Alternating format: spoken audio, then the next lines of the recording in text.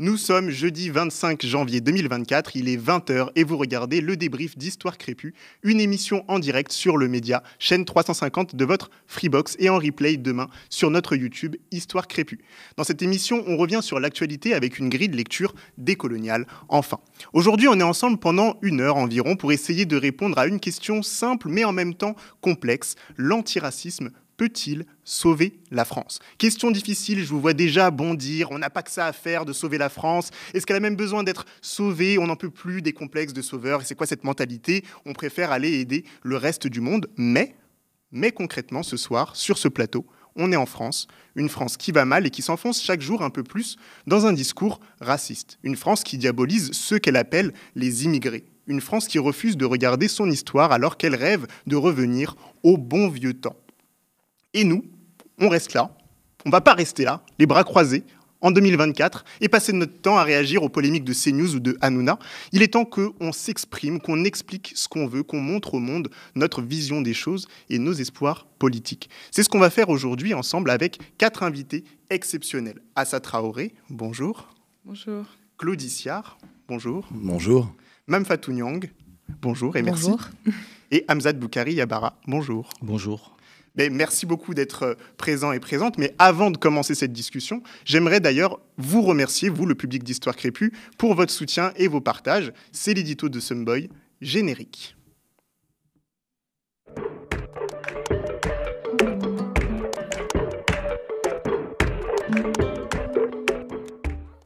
Merci, grâce à vous, on a récolté plus de 10 000 € en 10 jours. C'est incroyable. Cet argent va nous servir à terminer notre documentaire sur les statues coloniales françaises. En plus de ça, on aura assez d'argent pour organiser 2 projections dans les villes que vous avez choisies. Je vous rappelle les règles, il fallait voter pour la ville de votre choix dans les commentaires de notre vidéo Instagram. Et je suis heureux de vous annoncer que les 2 villes choisies sont, roulement de tambour, Marseille et Bordeaux. Et en 3e position, c'était Lyon. On vous aime à Lyon, force à vous.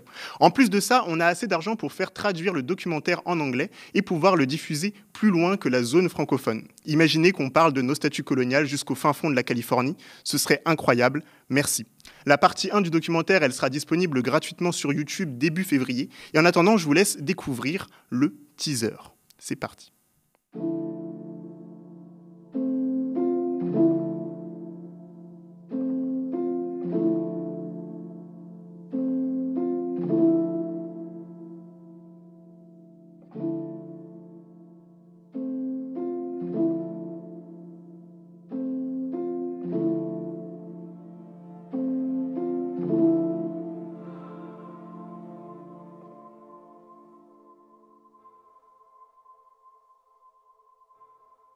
Depuis 2020, notre regard a changé sur les statues coloniales. Bim, bam, boum. Tout a commencé en Martinique, un département d'outre-mer français. Le 22 mai, un groupe de militants déboulonne une statue de Victor Schœlcher. La République est scandalisée, mais elle est loin d'imaginer ce qui va suivre. 3 jours plus tard, aux États-Unis, la police assassine un homme afro-américain sous le regard des caméras. La planète entière découvre avec horreur le supplice de George Floyd. Et partout dans le monde occidental, les statues coloniales se mettent à tomber. Partout, sauf en France métropolitaine. Un jour, on a bien recouvert la statue de Gallieni avec un tissu noir. On s'est fait choper, j'ai passé quelques heures au poste de police, mais ça reste très symbolique. En réalité, aucun déboulonnage n'a été fait en France européenne. Pourtant, l'opinion publique française est terrifiée à l'idée qu'on puisse effacer son histoire. Alors je me pose une question simple. Est-ce que la France connaît véritablement l'histoire de ces statues coloniales ? Il y a plein de statues que les gens ne regardent jamais. On ne s'est jamais tant intéressé aux statues qu'en 2020, au moment où tout le monde voulait en déboulonner. C'est quand il y a des groupes, des associations qui disent « Non, mais qu'est-ce qu'il fait là, celui-là ? Il n'a pas à être là. » Et là, tout le monde, « Ah, mais non, mais c'est l'histoire. Non, vous ne touchez pas. » La République n'effacera aucune trace ni aucun nom de son histoire. Elle ne déboulonnera pas de statue. Enfin, j'essaie de me mettre difficilement dans la tête de ces gens-là qui doivent se dire Ah, on a une statue, c'est notre patrimoine, c'est à nous. Et puis il y a des espèces de zigotos là qui viennent nous la détruire ou nous la supprimer. C'est à nous, c'est notre bien. Les statues ont été enlevées dans l'histoire. Ce n'est pas vrai quand on nous dit qu'elles n'ont pas été enlevées, c'est pas vrai. La République a enlevé des statues. Ceux qui ont peur d'ouvrir la boîte de Pandore ont peur de quelque chose qu'ils mesurent parfaitement. Hein. Ils ont cette grande peur de devoir regarder avec les descendants de ceux qui étaient de l'autre côté du miroir une histoire commune. Ils en ont peur. L'histoire coloniale française est très ignorée parce qu'elle est très peu enseignée. Comment voulez-vous savoir quelque chose que jamais personne ne vous a enseigné? Et aujourd'hui, c'est pas les bruits que ça fait qui sont problématiques, c'est le silence sur ce passé colonial qui pose problème en France.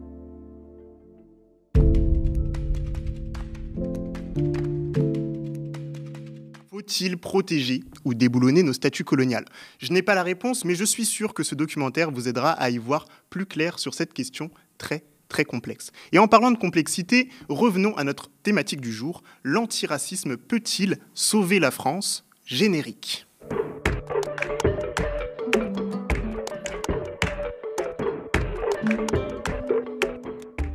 Parfait.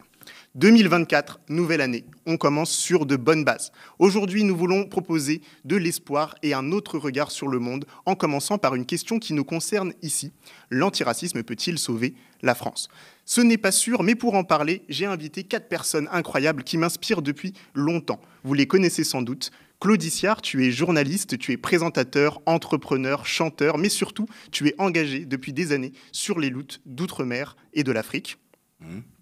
Assa Traoré, tu es militante au sein du comité Adama qui demande la justice autour de l'affaire de la mort de ton frère Adama Traoré, mais aussi dans toutes les affaires de violences policières en France et dans le monde.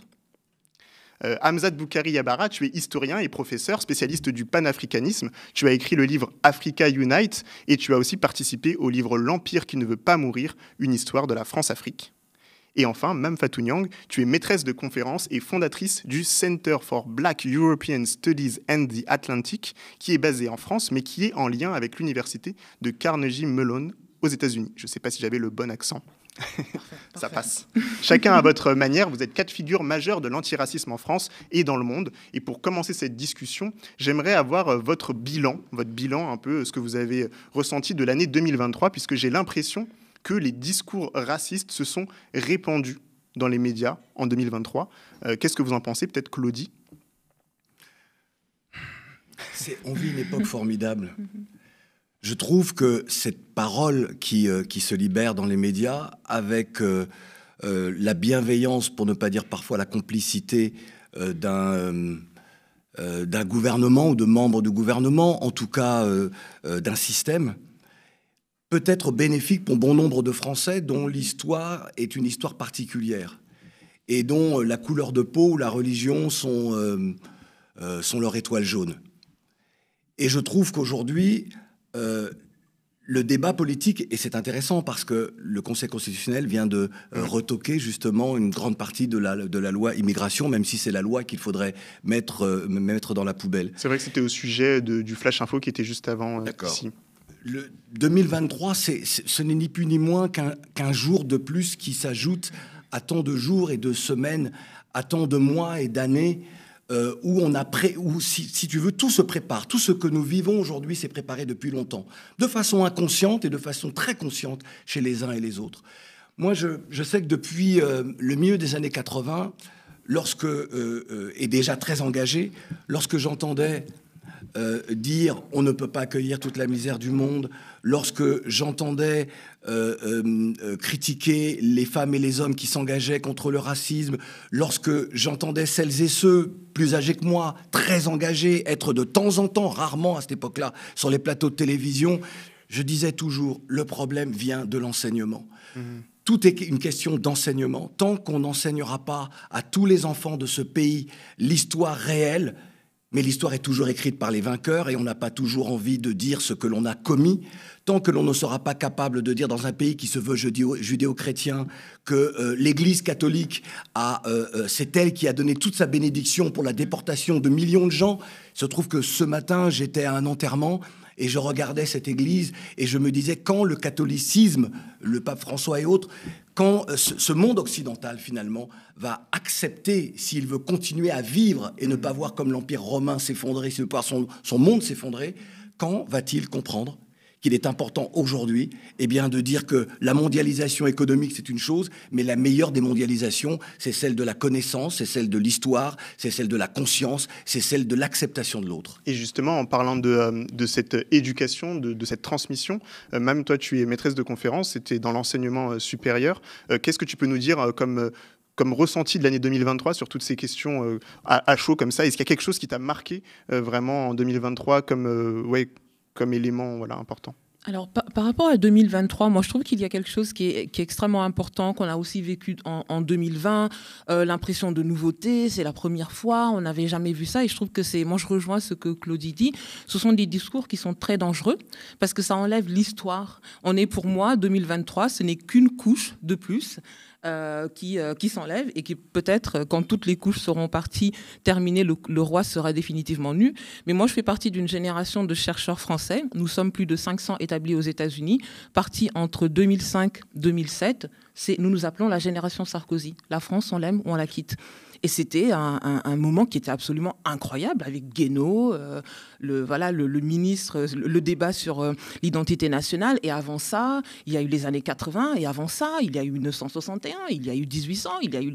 Donc voilà, je trouve que c'est vraiment très important de ne pas céder aux sirènes de la nouveauté. On n'a jamais vu ça. Et lire ça dans le temps un peu plus long de quelque chose qui a une histoire. Et juste par rapport à ma vie aux États-Unis, moi, je suis en train d'écrire en ce moment un petit livre, un essai qui raconte un peu ce projet de 9 mois qui finit par être 20 ans de vie aux États-Unis. Et il commence par une toute petite anecdote qui, pour moi, est très révélatrice. Donc, j'arrive aux États-Unis et... ma colocataire à l'époque venait d'une toute petite ville rurale du fin fond de la Géorgie. J'arrive et elle me dit, c'était un cours sur la littérature francophone, c'était la première fois que je prenais un cours de littérature francophone, et elle me dit, tiens, je te prête, c'est mon autrice préférée. Et c'était un livre qui s'appelait Une jeune fille sans histoire de Tassadi Timash. Je ne l'avais jamais entendu parler. Et elle me regarde, elle me dit, mais tu ne la connais pas? Elle venait du fin fond de la Géorgie, elle connaissait Aimé Césaire, elle connaissait Marie Scondé, elle avait lu Mehdi Charef, elle avait lu toute la littérature de banlieue. Et puis à côté de ça, moi je lui parlais de Jim Crow, je lui parlais de l'esclavage aux États-Unis, elle ne connaissait rien. Et il y avait quelque chose, un effet miroir qui était assez intéressant de cet Occident qui ne crée ou qui n'apprend que le crime de l'autre. Moi, venant d'Hippocagne, de Cannes, j'avais été complètement étouffée de l'esclavage, de ce que l'Amérique avait fait, de ce que l'Afrique du Sud avait fait, ce que le Brésil. Et j'arrive aux États-Unis ne connaissant rien de l'histoire française. Et justement, en parlant d'histoire française, il y a une histoire qui lie encore aujourd'hui la France à ses anciennes colonies d'Afrique, ce qu'on appelle la France-Afrique, de manière un peu globale. Et il y a eu un coup dur, entre guillemets, pour la France-Afrique cette année 2023, puisqu'on a 3 pays du Sahel, donc le Mali, le Burkina Faso, le Niger, qui se sont comme alliés pour critiquer la politique française. Hamzat, peut-être, est-ce que tu peux nous parler de ce moment 2023, quand même pivot? Oui, alors... Avant de parler des anciennes colonies, il faut parler des colonies actuelles. Je pense que la question de Mayotte, elle est centrale. Si on doit parler de racisme en 2023, c'est Mayotte, c'est Wambushu, c'est la question de l'eau, c'est le racisme qui est vraiment distillé dans la manière dont ce territoire est traité. C'est la question coloniale, puisque Mayotte est une colonie française départementalisée. Et c'est aussi la division des populations au niveau de l'archipel par rapport à des statuts. Et la manière dont finalement la France introduit des politiques de hiérarchie, de hiérarchisation, qui se répercutent également ici. Le cas de Mayotte, il est également important puisqu'il montre très bien la capacité de l'État français à garder à tout prix un territoire quasiment à 100% musulman, tout en développant une islamophobie réelle ici au niveau de l'Hexagone. Donc on voit bien que tout est un enjeu en fait d'intérêt stratégique et que la religion, la couleur de peau, tout ça sont des éléments à géométrie variable qui permettent à l'impérialisme, au néocolonialisme de se reconvertir. Maintenant, sur effectivement les pays du Sahel, le Mali, le Burkina Faso, le Niger, donc le Niger qui cette année 2023 a connu effectivement un basculement, on a quelque chose d'inédit. C'est effectivement la première fois que 3 pays se mettent ensemble ont chassé l'armée française. Je pense qu'il y a 10 ans, personne n'aurait pensé à ce que cette situation arrive, et ont décidé, d'une certaine manière, de prendre leur destin en main. Je pense que c'est quelque chose qui est extrêmement intéressant. Ce sont 3 pays qui ont été humiliés. Alors, le Niger, c'est les femmes du Niger font trop d'enfants, elles sont responsables de tout, comme disait Macron.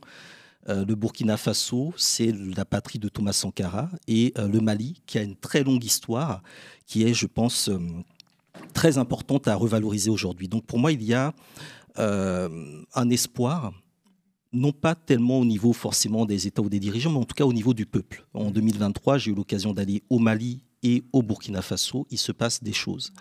Et je pense que c'est un mouvement qu'il faut à tout prix accompagner, parce que de là peut venir beaucoup de choses très intéressantes. Et il y a évidemment ici une diaspora malienne, burkinabé, nigériane, dont on a vu à un moment de l'année la tentative du ministère de la Culture ou je ne sais quoi d'interdire finalement les partenariats entre les artistes ou les acteurs de la culture de ce monde-là avec le monde francophone. Donc on se pose la question de qui a besoin de qui.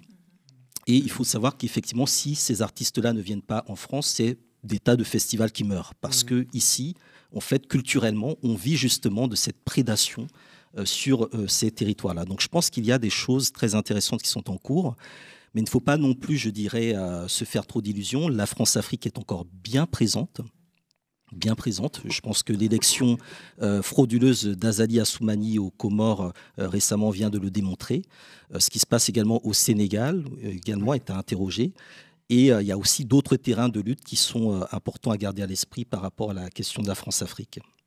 Et quand on revient sur le territoire ici, des diasporas qui sont issus de cette immigration d'Afrique, toi, ça, tu travailles encore aujourd'hui, cette année. Là, il va y avoir le 15 février, donc la cour d'appel qui va pouvoir examiner, en tout cas, l'affaire de ton frère. Mais cette année 2023, elle a été marquée par encore des violences policières, mais aussi des mobilisations de nouveaux comités, la poursuite des luttes. Est-ce que tu peux faire un petit récapitulatif de comment tu as perçu 2023 et comment est-ce que tu te projettes vers 2024 ?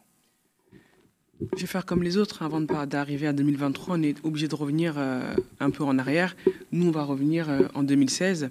Et en 2023, quand on voit la construction de d'où on part et d'où on arrive, on se dit, waouh, il s'est passé quand même plus de 6 ans. 6 ans où on a quand même tenu la barque. 6 ans où on a quand même imposé cette question de violence policière. 6 ans où on a pris des coups.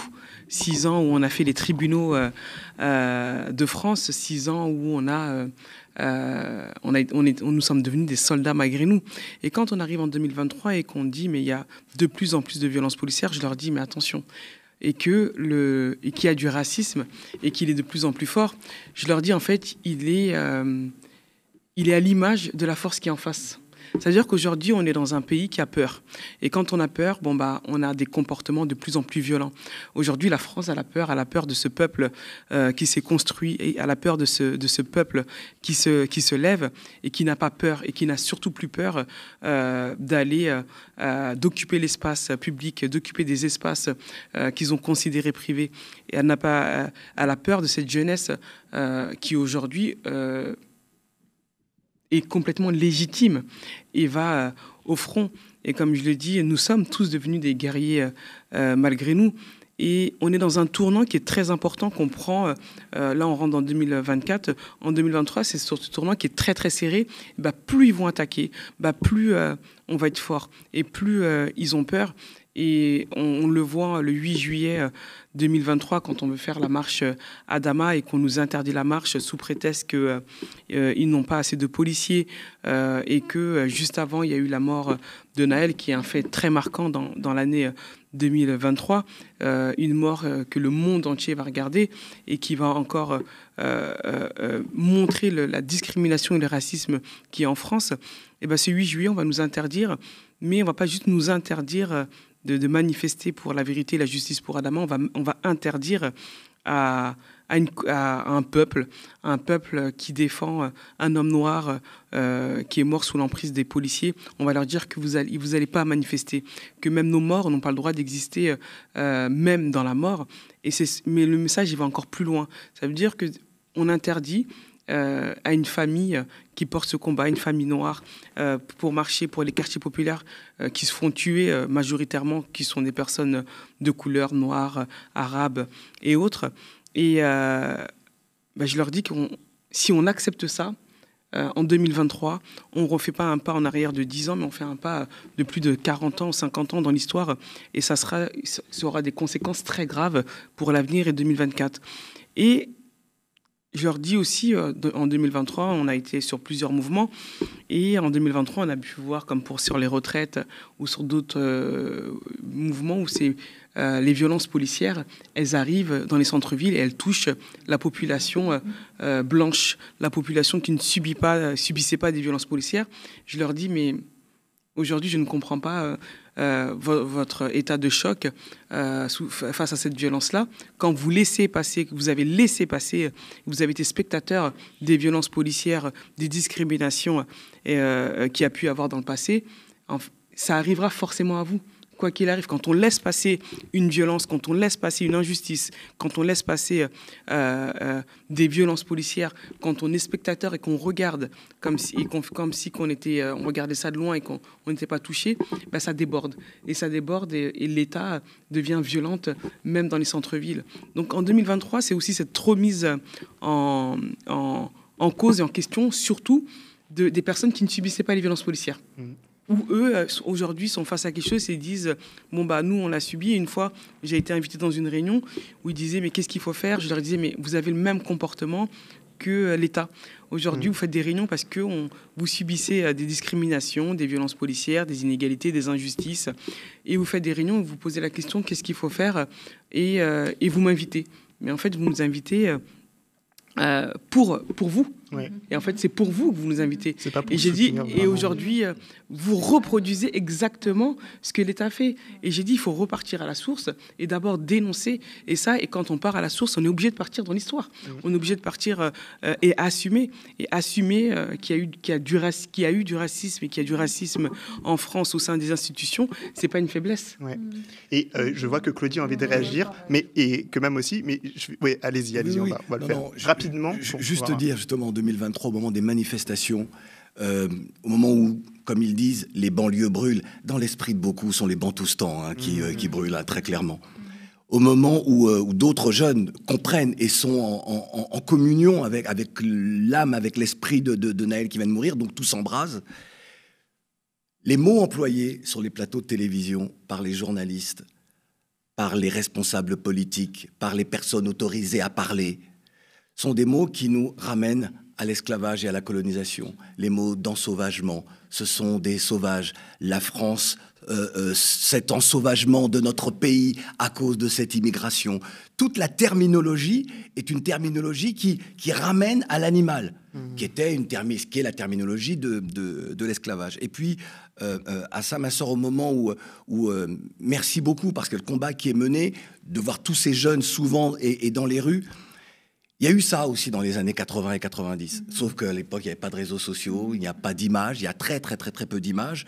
Et lorsque, par exemple, en 91, suite à la diffusion de propos de Charles Trenet insultant envers les Noirs, et avec mon association Couleur de Cœur, ma première association, à l'époque, on était très gentils pourtant, on organise une manifestation devant Antenne 2. Antenne 2, France 2 aujourd'hui. Un truc qui ne sait jamais, personne n'avait osé faire ça. Et évidemment, on n'a pas obtenu les réponses que l'on voulait. C'était les propos de Charles Trenet qui disait « Les Noirs, ils sont gentils, les Noirs, je les aime bien. On les traite comme des adultes. Or, ce sont des enfants. Il faut d'abord éduquer les Noirs. » Les Noirs, je le connais par cœur. Les Noirs, il y a des artistes noirs de talent, mais les Noirs n'ont pas construit la Tour Eiffel, ni Notre-Dame, ni les pyramides. Et des arguments qu'on revoit souvent, même aujourd'hui, dans les commentaires des non, mais pour les pyramides, ils se trompaient. Mais moi, mon problème, c'était pas Trenet, mon problème. Le problème ne venait pas de Trenet. L'argent vient d'Haïti. Il venait, pardon ? Et pour la Tour Eiffel aussi, l'argent vient d'Haïti. Oui, mais bien sûr, on sait bien. Mais on va parvenir sur les monuments, le château de Versailles et la preuve éclatante que l'argent de l'esclavage a permis à Louis XIV de construire son château. C'est pour ça que lorsqu'on parle de Colbert, j'ai arrêté de parler de Colbert. Pour moi, c'est un soufi, c'est un fusible, c'est Louis XIV. Donc, ce que je voulais dire par là, c'est que au moment, sur cette manifestation-là, l'idée pour moi, c'était pas de dénoncer ce que Charles Trenet avait dit. C'était un homme de son temps, avec son imaginaire, que l'on peut... mais c'est que le service public, la deuxième chaîne française, diffuse des propos dans le cadre d'un best-of d'une émission des années 60, où des propos sont insultants envers une frange de la population française. Mais donc ça, c'est quelque chose qu'on voit Nous sommes le 21 septembre 91, le jour de la mort de Jeanne Monnat, qui était un grand musicien traditionnaliste de la Martinique. Et ce jour-là, donc, je dis toujours que le guerrier était avec nous au moment où on cheminait, au moment où on manifestait. Et donc, mais voilà, tout ça pour dire que 2023, on retrouve les mêmes choses, les mêmes mots. Et alors, face à cette répétition comme ça, un peu de l'histoire, certaines personnes ont l'impression que les choses n'avancent pas, alors qu'en fait, il y a du mouvement, hein, on va le voir dans cette discussion. Mais il y a des gens qui se disent, en fait, je vais partir de France, je quitte la France, j'en ai marre. Moi, juste par rapport à ce que tu dis, je vais quitter la France, je vais partir. Effectivement, quand on a eu les révoltes, on a eu beaucoup de Français en disant mais qu'est-ce qu'ils veulent, pourquoi est-ce qu'on porte comme ça. Presque on a oublié que les morts ne comptaient plus. On a minimisé les morts. C'était presque banal. Et dans les propos même tenus, on a l'impression que aujourd'hui on pouvait tuer avec un justificatif.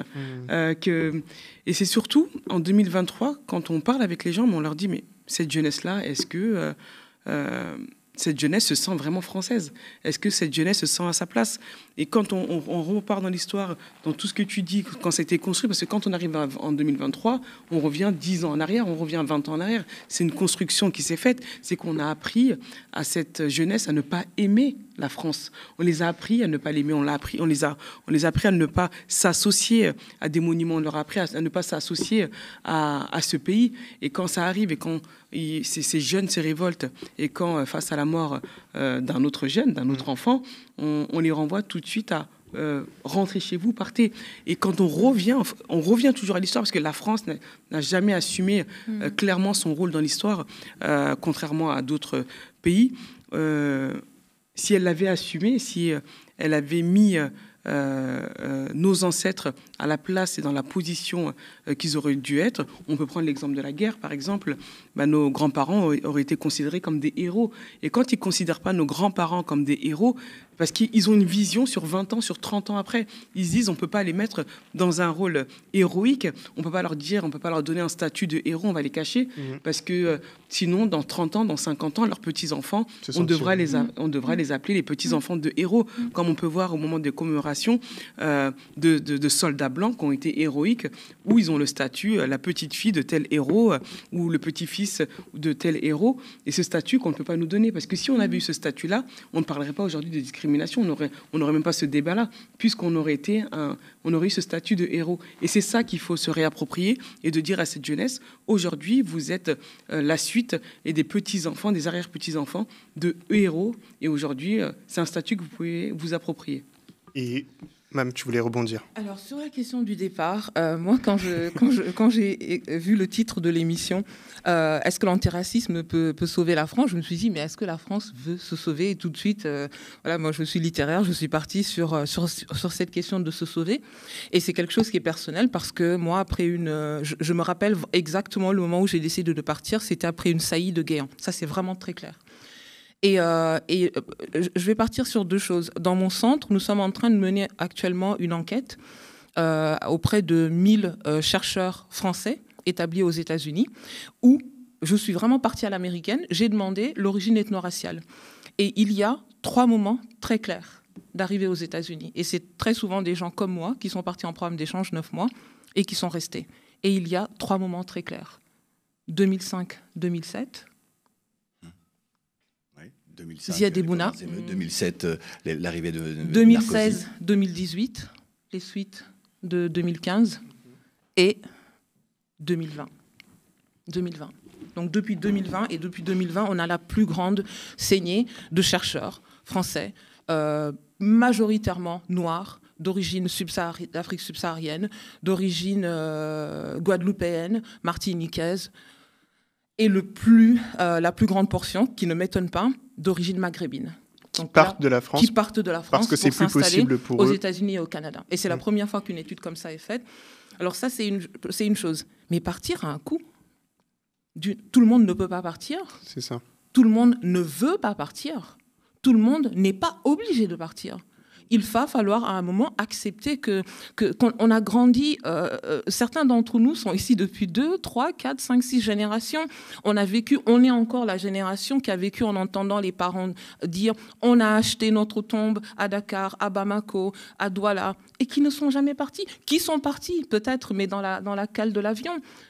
Nous sommes la première génération qui sera majoritairement enterrés ici. Donc on est arrivé avec l'idée, il va falloir se faire à l'idée que pour certains, à la maison, c'est peut-être ici. La maison, ce sera peut-être, on le voit, en même temps, il y a ce mouvement aussi assez extraordinaire de... Moi, je vois ma famille est complètement éclatée entre ceux qui partent à Montréal et ceux qui retournent à Dakar. De se dire aussi qu'il y a quelque chose à construire à Dakar, à Bamako, etc. Donc il y a ces deux mouvements.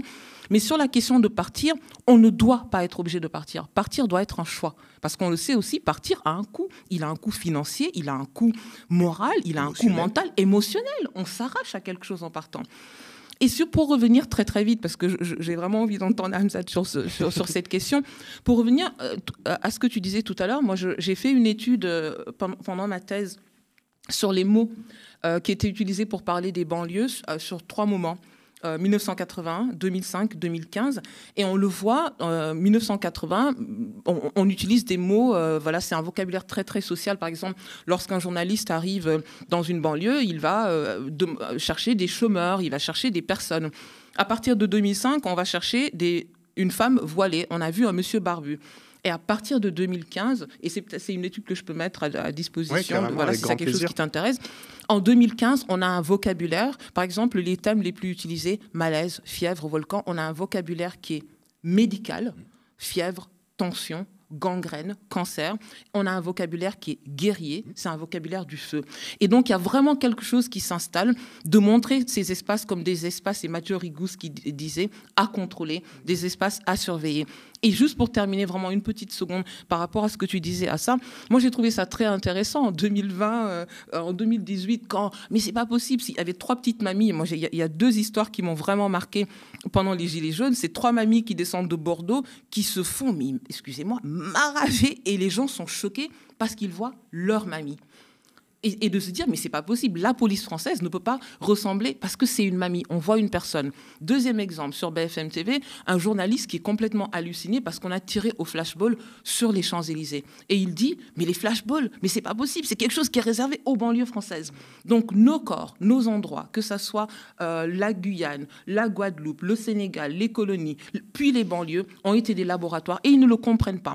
Où sont exercés, où sont entraînés les éléments de contrôle du corps central. Mais ce qui manque, c'est que les mêmes personnes qui vont s'insurger parce qu'on est en train de dénucléer la moitié de la France en 2018 vont te dire « Mais pourquoi Naël ne s'est pas arrêté? Pourquoi Adama a couru ?» Parce qu'il n'arrive toujours pas. Il y a quelque chose de cette association et de voir l'autre comme mon petit frère potentiel, comme ma nièce potentielle, de la même manière que j'ai vu ces 3 mamies battues dans le métro comme mes mamies. Ça. Et ce qui manque, c'est la possibilité de voir l'autre comme moi. Et la seule solution, c'est de revenir à la fabrication de cette étrangisation. À quel moment on est arrivé dans notre histoire à fabriquer l'autre comme quelqu'un qui ne peut pas être moi? Et la seule façon de le faire, c'est revenir à l'invention de la question raciale au XVIe siècle. Comment on revient à l'Église? L'Église va justifier le fait qu'on peut mettre des gens en esclavage et ne pas avoir à se justifier auprès de Dieu. Ça, c'est des questions justement très importantes d'histoire qu'on traite souvent sur la chaîne Histoire Crépue et qu'on va continuer à traiter dans d'autres vidéos. Mais pour la question de l'aller et du retour, qui était une question importante quand même de toutes ces personnes qui se disent on a fait ce constat, 2023, on voit les choses qui ne s'améliorent pas forcément. Est-ce qu'on se sent vraiment français? Il y a une question que je vais peut-être lire dans les commentaires qui avait... été posée sur la question des Antilles. Alors, je ne sais pas si on l'aura en visuel, mais il serait intéressant aussi de parler de ce qu'est être antillais, beaucoup trop de séparatisme, de différenciation.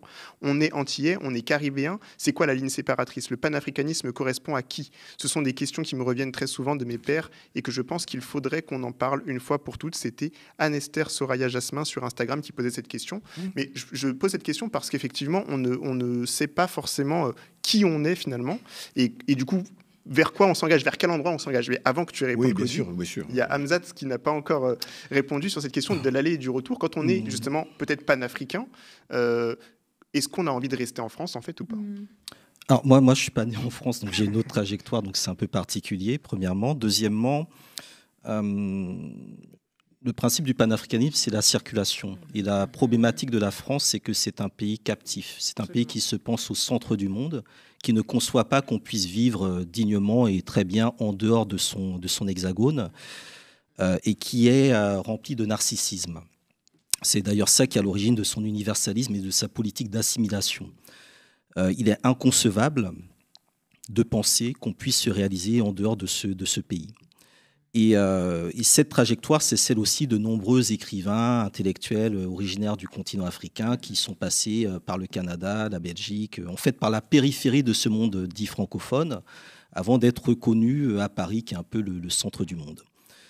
Ça, c'est un premier élément. Le deuxième élément, c'est qu'ici, on a sur les 3 dernières générations une évolution, puisque les grands-parents arrivent, ils travaillent, ils baissent les chines. Et puis la génération d'après, elle, réussit un peu plus. Et comme chaque génération veut que ses enfants réussissent, on a de plus en plus de jeunes d'origine africaine qui font de très bonnes écoles, qui ont de très bons diplômes, qui sont très largement au-dessus parfois de la moyenne française et qui se heurtent effectivement à un certain nombre d'obstacles.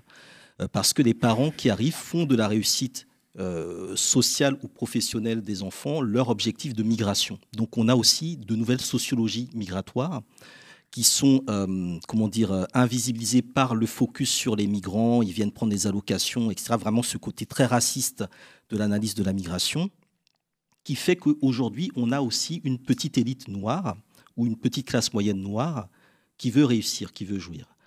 Et c'est dans ce contexte-là aussi qu'il y a des ouvertures sur d'autres espaces. Donc certains, effectivement, partent pour des objectifs professionnels vers d'autres pays occidentaux, qui ne sont pas forcément moins impérialistes, voire racistes, mais qui utilisent justement le rejet ou le miroir de la France pour justement être accueillants, de la même manière que dans les années 50, on a des Noirs américains qui venaient à Paris en disant « c'est génial Paris », puis là, ils voyaient le contexte qui, pour moi, est l'équivalent d'aujourd'hui de la guerre d'Algérie.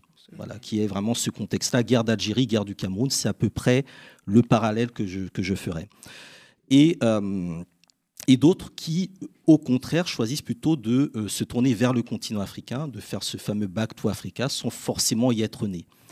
Et dans ces circulations, on a énormément, je dirais, d'identités diverses, des Guadeloupéens, des Guyanais, etc. Donc il y a énormément d'identités diverses. Et ces identités sont atomisées, non pas parce qu'on ne pose pas la question coloniale, selon moi, mais parce que la question panafricaine, effectivement, n'est pas posée. C'est pour moi vraiment l'impensé de la politique française, puisque le panafricanisme est né dans le contexte de l'indépendance d'Haïti, et que cette indépendance-là a été suivie du plus grand péché moral de la France, qui est d'avoir imposé une dette à Haïti, qui s'est libérée de la France. Et cette dette morale, c'est ça qui explique notamment que nos prédécesseurs, les Césaire, les Fanon, ont tous dit que la France est indéfendable, donc je ne vois pas ce qu'on va sauver. Elle est indéfendable, ce n'est pas nous qui allons aujourd'hui sauver la France alors qu'elle est déjà condamnée. Elle est déjà condamnée. Donc là, l'enjeu, c'est la sanction, c'est les réparations. C'est faire en sorte qu'il y ait un rapport de force pour que ces questions-là soient posées sur la table.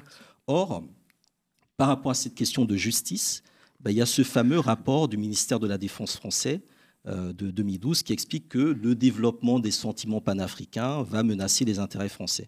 Et donc il y a effectivement une problématique autour du panafricanisme qui est au centre du jeu aujourd'hui, sous différents aspects, et qui, dans sa trajectoire, risque d'épouser, je pense, les méandres turbulents de l'antiracisme. C'est-à-dire que la stratégie de l'État français, c'est de créer ses propres structures dites antiracistes.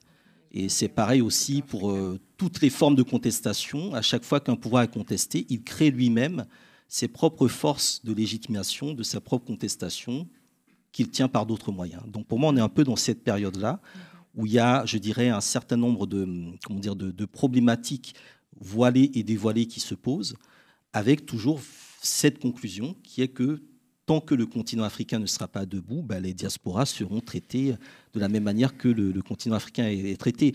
Quand on voit le traitement du Mali, du Burkina Faso et du Niger, j'ai l'impression que ces pays-là sont traités comme un jeune des cités serait traité par la police ici. C'est exactement la même chose. Voilà.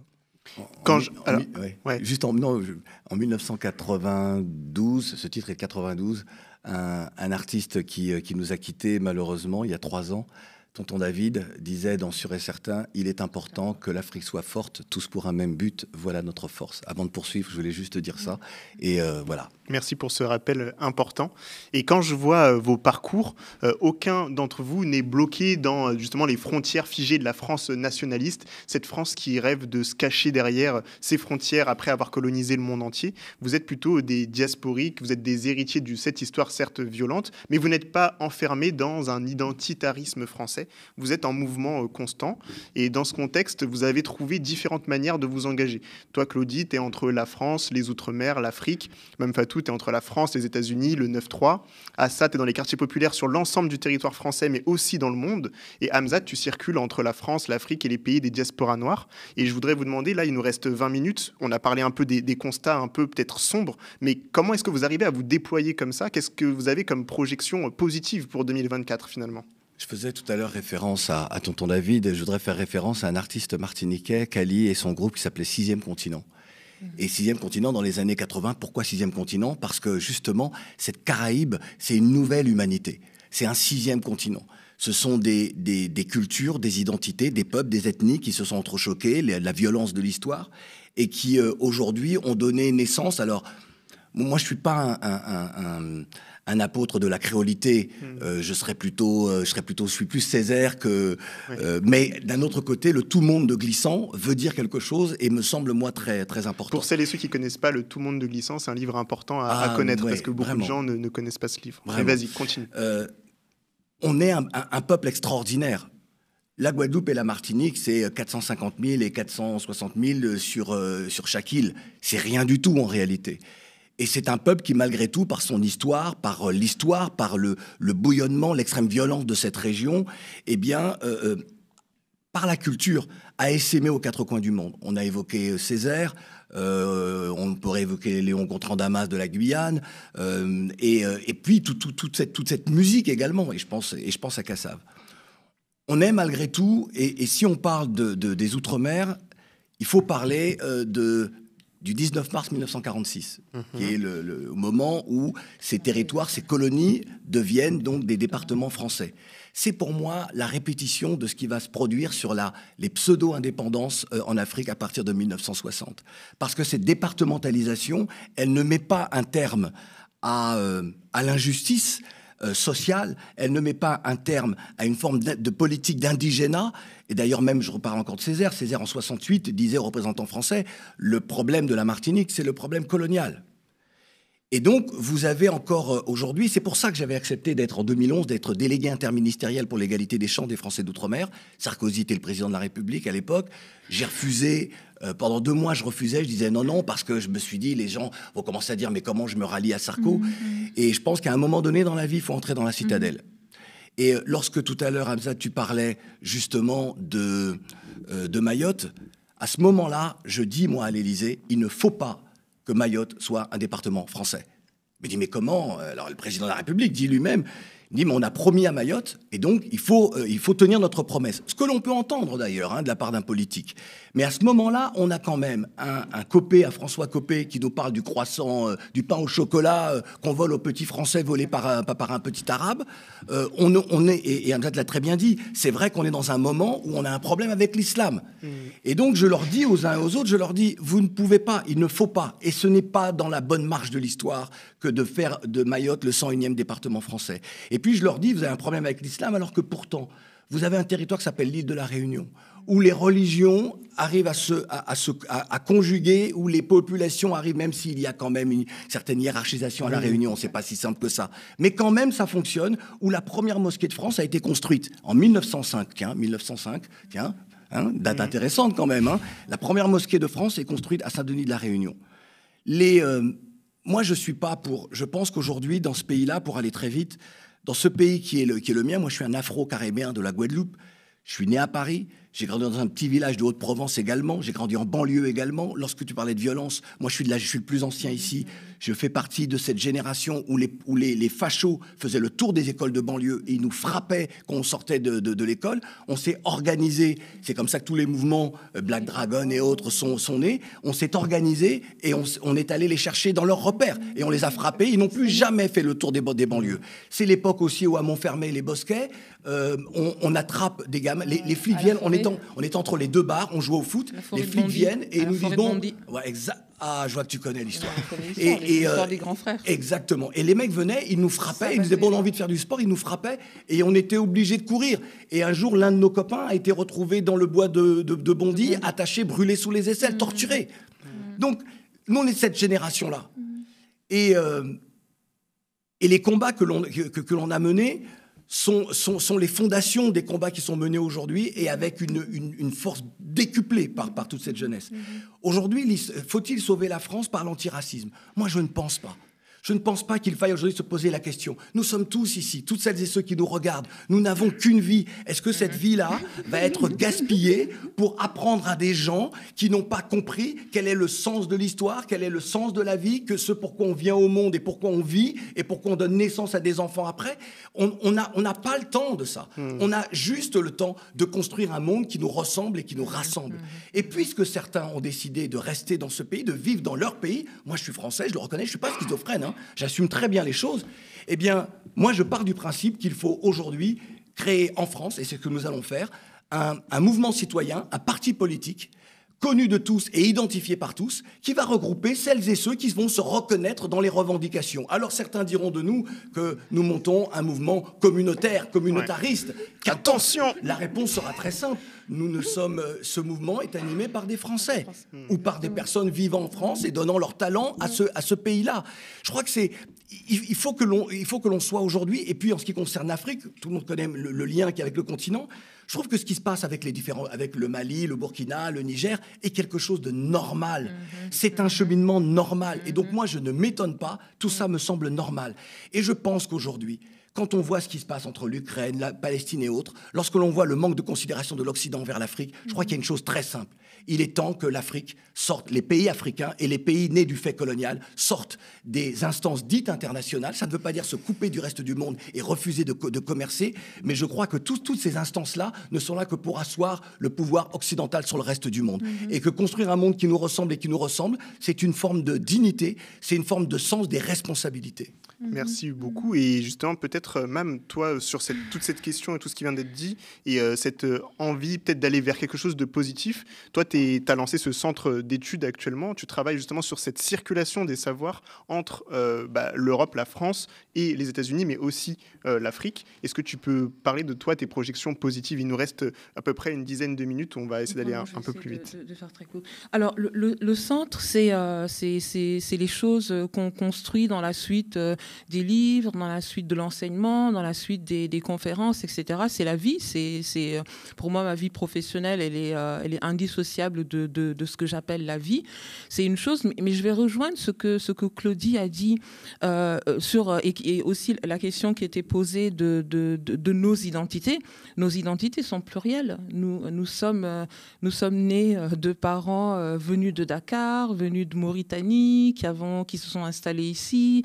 Nous avons lu des livres qui nous ont transformés. Je ne suis pas la même personne ce matin que j'étais là. Je ne serai pas la même personne aujourd'hui à minuit, demain. Donc nous sommes en constante transformation.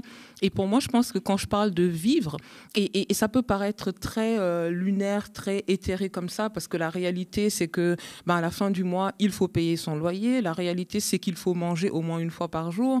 La réalité, c'est que nos frères sont empêchés de circuler, empêchés d'évoluer, empêchés de respirer, empêchés d'avoir des futurs. Ça, c'est des vraies réalités qu'on ne peut pas contrer en disant, voilà, on va se mettre des fleurs dans les cheveux et dire qu'on va rêver. Mais pour moi, cette question du rêve, c'est comme des petits escaliers de me dire, si l'on nous prend notre dignité, si on nous prend tout et qu'on nous prend le fait de pouvoir rêver, se projeter, on nous aura tout pris. Et jamais, je le dis vraiment, alors très souvent en conférence, on me dit, vous ne pouvez pas dire des choses comme ça, vous êtes un chercheur, on ne peut pas dire... Je dis jamais, dans l'histoire contemporaine, dans l'histoire de l'humanité, un peuple, une race n'aura souffert ce que la race noire a souffert. Et pourtant, moi, je suis toujours... Mais que ce soit à Dakar, au Ghana, au Brésil, en Guadeloupe, de me dire, on est là. On n'était pas censé être là. Donc, il y a quelque chose de résilient, et je déteste ce mot, mais je suis obligée de l'utiliser, dans notre fibre, qui fait qu'on est encore là. Donc, moi, au-delà des mots, au-delà du centre, au-delà de ce qu'on fait, au-delà de nos engagements, il y a quelque chose qui est très simple, c'est que je parle à ma fille, et je lui ai dit, tu es ma fille. Et moi, je suis la fille de Ndengenar Yacine Cissé et Ibrahima Niang.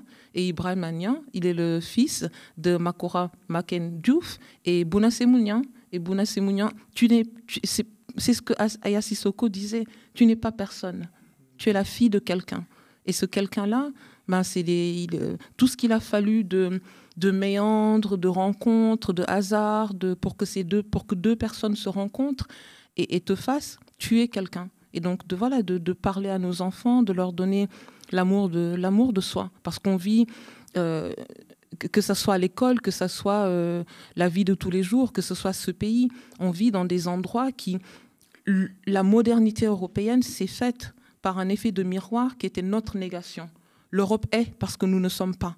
L'homme blanc est parce que le noir n'est pas. Le noir n'est pas humain. Je repensais à cette célèbre phrase de Tullard en 2020, qui disait oui, mais Napoléon, il réinstaure l'esclavage, mais bon, c'est pas du tout raciste, c'est juste que lorsqu'on abolit l'esclavage, l'économie française tombe. Et moi, je fais très attention aux mots. Il utilise un vocabulaire médical. L'économie agonise, il faut du sang neuf. Et donc, c'est comme ça, c'est pragmatique. Et puis, à l'époque, mis à part l'abbé Grégoire, personne se plaint. Et moi, je me rappelle avoir été frappée. Comment est-ce qu'on peut être le sang qui redonne la vie? Comment est-ce qu'on peut être ceux qui relèvent le mort agonisant et n'être personne? Donc, pour moi... Être, c'est dire à nos enfants qu'ils ne sont pas personne et ne pas leur... On va apprendre. Mon fils, il a 14 ans, il est plus grand que moi. Je dois lui apprendre ce que c'est d'être un grand homme noir avec un grand afro. Mais à côté de ça, je veux qu'il puisse aussi avoir les rêves d'un enfant de 14 ans. Donc être et lui dire qu'il est quelqu'un. Voilà. Ben merci beaucoup. Et Hamzat, pour répondre aussi à cette question, toi, comment tu te projettes avec tout ce qui est en train de se passer dans le monde actuellement, au-delà justement des frontières, comme je disais tout à l'heure, un peu enfermantes et identitaristes de la France. Toi, tu parles de panafricanisme de la diaspora, un panafricanisme qui circule. Comment est-ce que tu imagines, toi, 2024, c'est quoi tes espoirs ? En fait, le panafricanisme, il est présent. Si on prend ce plateau, il y a du Sénégal, de la Guadeloupe, du Mali, de la Côte d'Ivoire, du Tchad, du Nigeria, du Bénin. Enfin, il est là, le panafricanisme. Du Togo. Exactement. Donc, il est là. Et c'est pas forcément un mouvement dont on a besoin, c'est plus d'une organisation. Je pense qu'on a besoin de s'organiser. Je pense qu'il est temps qu'on s'organise à un certain niveau et que c'est pas que en France, c'est au niveau européen, c'est au niveau international, c'est au niveau panafricain. Ça, c'est un premier élément. Le deuxième élément, c'est que la question du panafricanisme, elle est structurante, elle est circulaire, et elle permet de ne pas se reposer, surtout de faire des comparaisons entre différents types de situations, ce qui se passe pour les Noirs au Brésil, ce qui se passe pour les Noirs en Jamaïque, ce qui se passe au Kenya, etc. Donc de connecter ces différents mondes avec une seule grille de lecture qui permet d'aller beaucoup plus vite en termes de lecture de l'actualité. Et ça, je pense que c'est quelque chose qu'il faudrait qu'on enseigne davantage à notre jeunesse ici pour qu'elle sache lire le monde, pour qu'elle prenne conscience qu'elle est effectivement dans un pays européen qui est celui qui a la plus importante population noire d'origine africaine et la plus grande diversité. Et que cette diversité est justement, gaspillée et mise à l'état de gâchis parce que sa réorganisation ferait tomber le système d'ici, qui est un système dont l'idéologie coloniale repose sur un modèle qui est le racisme. C'est le racisme qui est à la base de l'idéologie coloniale. Absolument. Et on ne peut pas se permettre justement ce type de choses-là. C'est pour ça qu'on a des étudiants d'origine africaine qui se retrouvent ici, précarisés, ça il faut aussi en parler, parce que ça fait partie de ce système-là, de broyer la jeunesse africaine, y compris des cerveaux africains qui viennent ici, et qui n'ont pas l'opportunité d'aller aux États-Unis. Donc pour moi, il y a un vrai travail en termes de production de l'histoire, en termes de production d'outils, que je dissocie très clairement de tout ce qui est influenceur, activiste, etc., mais qui vise vraiment à donner à ces générations, qui ne sont pas que les jeunes, parce qu'il y a de plus en plus de parents qui sont confrontés aux jeunes qui posent des questions. En tout cas, leur donner les outils pour qu'ils puissent, je dirais, mieux comprendre les opportunités, les potentialités qu'ils ont.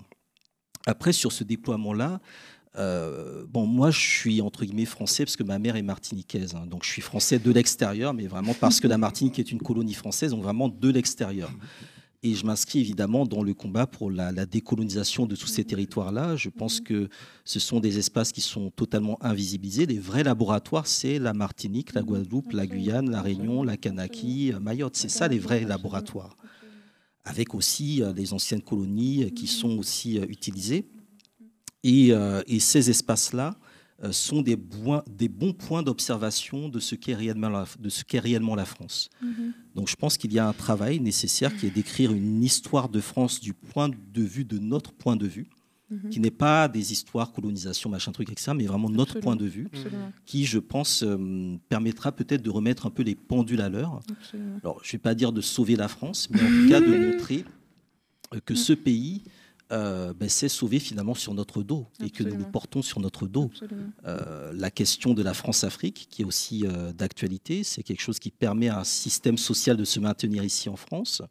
C'est quelque chose dont on est, alors pas indirectement les bénéficiaires, mais aussi potentiellement les victimes, puisque plus la résistance va augmenter en Afrique, plus la répression vis-à-vis des populations d'origine africaine ici va augmenter.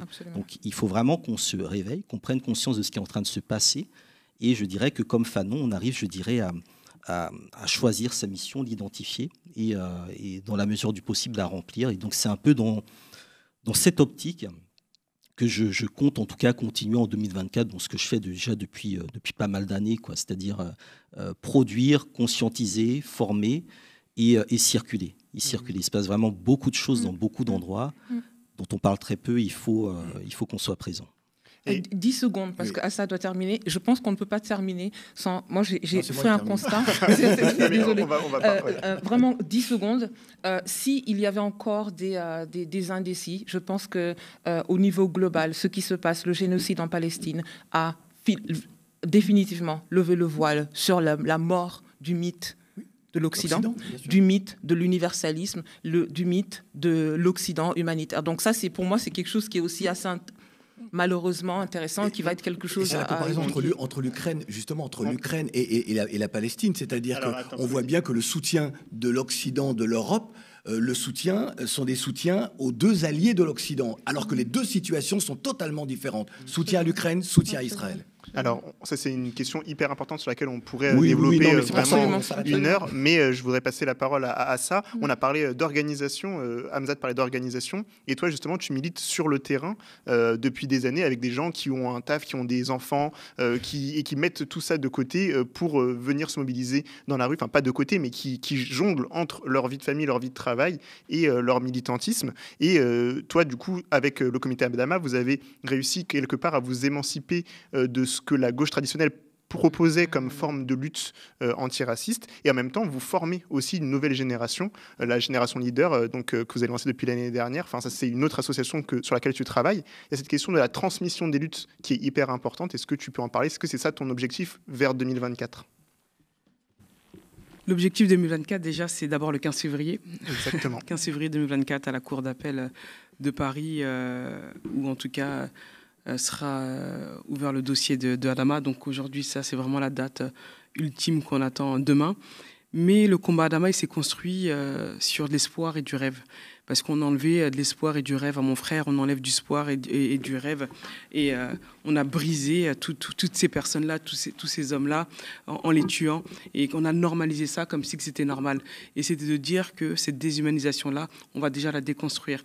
Et de dire que, déjà, moi, je me considère comme une femme du monde. Et de dire que ils sont tous, et nous sommes tous des personnes du monde, et que personne n'a le droit de mort sur la vie de qui que ce soit, et que mon frère et que d'autres avaient le droit de participer à la construction de leur propre vie déjà, participer à la construction du pays dans lequel ils vivent, en l'occurrence en France, et de participer à la construction du monde. Et en fait, quand on aura accepté ça et de dire que la peine de mort, elle a été abolie, mais qu'elle est juste dans une transmission de passation de pouvoir entre la justice et des forces de l'ordre et des policiers, et qu'on aura imposé ces hommes-là, parce qu'on parle beaucoup d'égalité, de discrimination. Mais sauf que ces hommes qui se font tuer, mon frère qui s'est fait tuer, se font tuer par d'autres hommes et qui, en tout cas, protègent ces hommes-là, qui dit qu'il ne faut pas tuer ces hommes-là. Elle se fait sur ça. Donc, quand mon frère va mourir, je me suis dit, je veux que le monde entier sache qu'on a tué Adama. Je veux que le monde entier sache qu'en France, on a tué mon petit frère.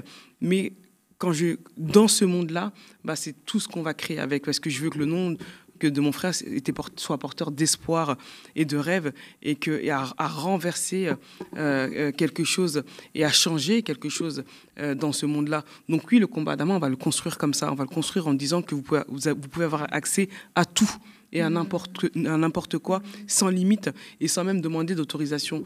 Moi, je ne me justifie pas et je pars du principe que personne n'a à se justifier dans la façon dont il doit être et même sur les attaques, on me pose souvent la question à Assa Traoré, mais comment vous réagissez face à des attaques? On va revenir encore sur l'histoire et je leur dis, mais vous savez pas, ils ne savent pas à qui ils parlent.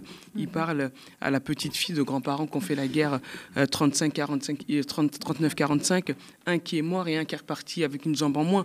Ils parlent à la petite fille d'un grand-père qui est mort en tant que chef de village et surtout, ils parlent à la petite fille qui porte un nom qui est Traoré, qui veut dire guerrier.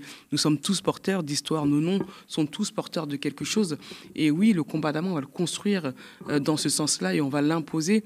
Et avec tous les coups qu'on va prendre, mais on va se dire que cette jeunesse-là, cet espoir-là, on ne va pas venir, en tout cas, les aider. Mais en tout cas, on va sortir d'eux les pépites qui sont et qui soient en tout cas un changement pour ce monde et qui soient aussi et qui participent à ce monde parce qu'aujourd'hui il doit y avoir des porte-paroles partout. La construction de l'avenir, donc comment on doit le former, c'est pas de dire qu'on s'enferme dans une voie, qu'on s'enferme dans quelques porte-paroles, mais on doit l'ouvrir à toutes ces voies-là et à toutes ces personnes-là qui sont là, qui ont des voix puissantes, à toutes ces personnes-là qui sont forts dans le domaine dans lequel ils sont. Moi, je ne sais pas tout faire. Les personnes qui sont ici ne savent pas tout faire, ils n'ont pas des connaissances sur tout, mais d'autres ont d'autres connaissances et c'est de dire comment on va imposer ces personnes-là dans l'espace public, dans le monde, comment on va imposer leur voix et comment on va en faire des personnes puissantes et comment on va faire des personnes fortes. Avec le comité Adama, on va se poser, on va dire que nous, quand on arrive, je suis pas militante quand j'arrive. Quand j'arrive, je suis d'abord la sœur d'Adama Traoré. Militer n'est pas une identité. Ouais. Mon identité, c'est d'abord Assa Traoré, la sœur d'Adama Traoré, et avec ma famille où on va partir. Et oui, il y en a qui vont militer parce qu'on va aller sur le terrain, mais on milite avec ce qu'on est.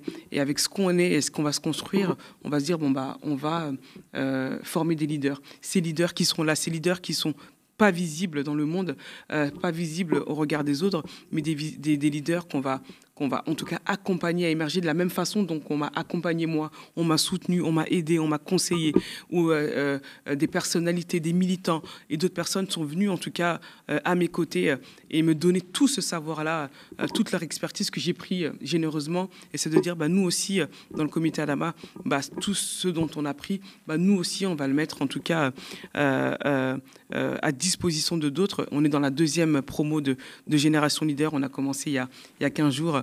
Et toutes les personnes qui sont autour de cette table, bien évidemment, on veut vous tous en tant qu'experts, parce que vos voix sont aussi puissantes que d'autres, et de dire aujourd'hui, 2024, 2025, 2030, 2050, et dans les autres années à venir, toutes ces pépites qui sont là, qui sont enfuies, qui sont cachées, qu'on ne voit pas et qu'on ne veut pas voir, on va leur donner toute la force et la puissance et de dire ils seront des porte-parole dans le domaine dans lequel ils sont, dans le lieu de vie dans lequel ils sont, et ils seront puissants et forts. Et on va surtout changer le monde. On ne va pas changer la France parce que la France se construit à travers un autre pays et d'autres pays se construisent avec d'autres pays en utilisant d'autres pays. C'est le monde qu'on doit changer. Donc des porte-paroles, on doit en créer partout. Merci beaucoup. Ça fait 1 heure. Attends un instant. Ça fait 1 heure qu'on parle, donc l'émission touche à sa fin. Oui. Mais Claudie, tu veux dire quelque chose très rapidement ? Oui, très vite. On a parlé justement de le fait qu'il y ait cette émancipation sur le continent. Eh bien, celles et ceux qui vivent ici en France, eh bien, vont avoir le retour de bâton, c'est évident, mais ça on le sait. Mais comme on tape le bâton, on l'a déjà sur le dos depuis très longtemps. Le sentiment anti-français, et comme il est dit et évoqué dans les médias et dans les instances diplomatiques, le sentiment anti-français, il est déjà en France. Et il est en France, mais c'est pas un sentiment anti-français en tant que citoyen, mais c'est anti-politique française et surtout manque de considération. Pour que la République française soit respectée, elle doit être respectable pour tous. Je vais juste, pour terminer, une petite anecdote avec le président de la République. Au moment où François est menacé, je lui dis les yeux dans les yeux qu'il ne faut pas supprimer François. Ce serait une erreur stratégique et politique.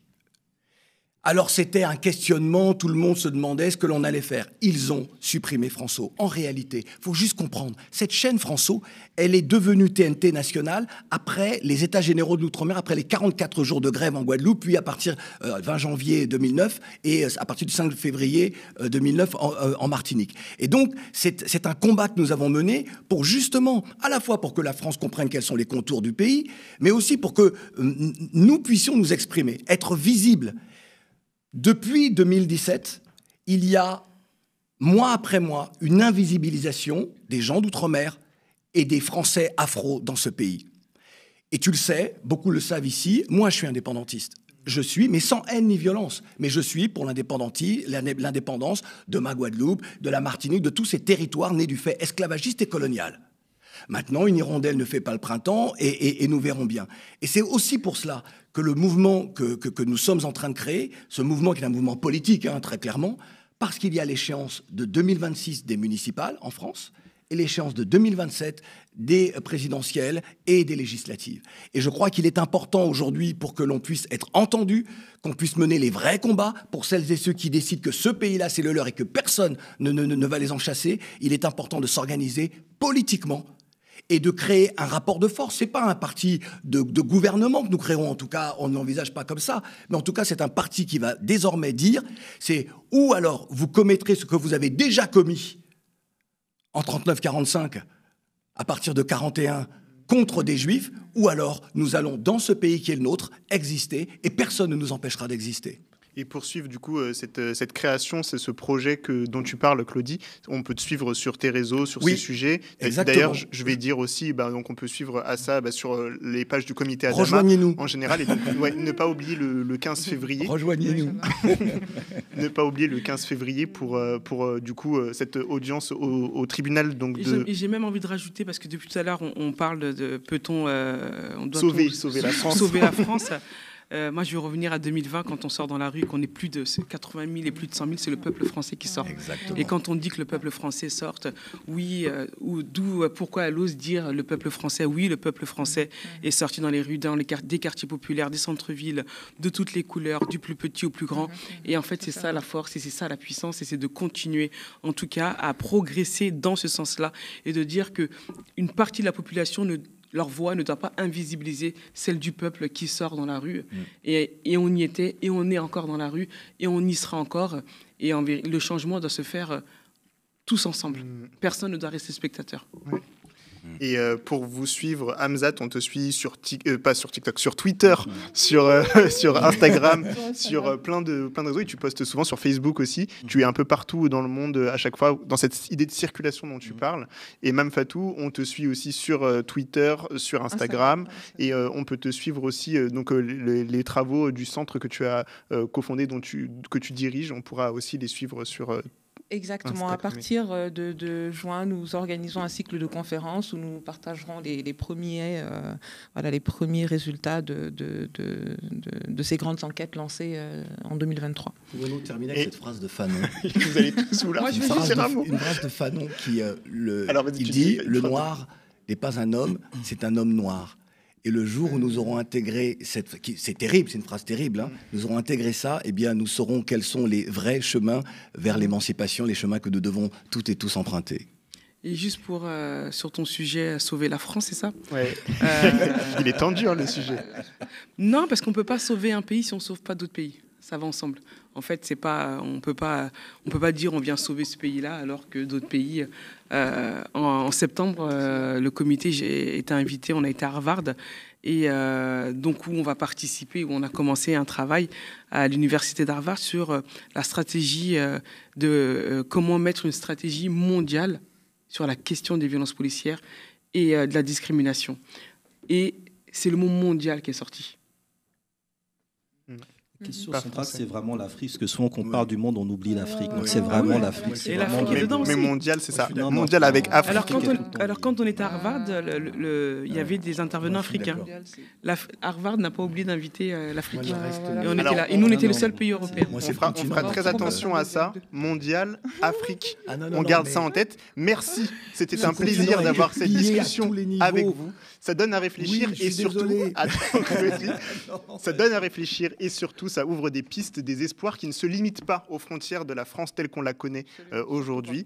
Merci à vous aussi, cher public d'Histoire Crépue. Merci de nous accompagner dans cette aventure à la télévision avec le média. C'était le débrief d'Histoire Crépue, une émission où on regarde l'actu avec une grille de lecture décoloniale. J'espère que ça vous a plu. N'hésitez pas à faire vos retours dans les commentaires de cette vidéo pour qu'on puisse améliorer notre prochaine émission. Aujourd'hui, je remercie vraiment toute l'équipe du média et aussi Réa Simon à la réalisation de cette émission.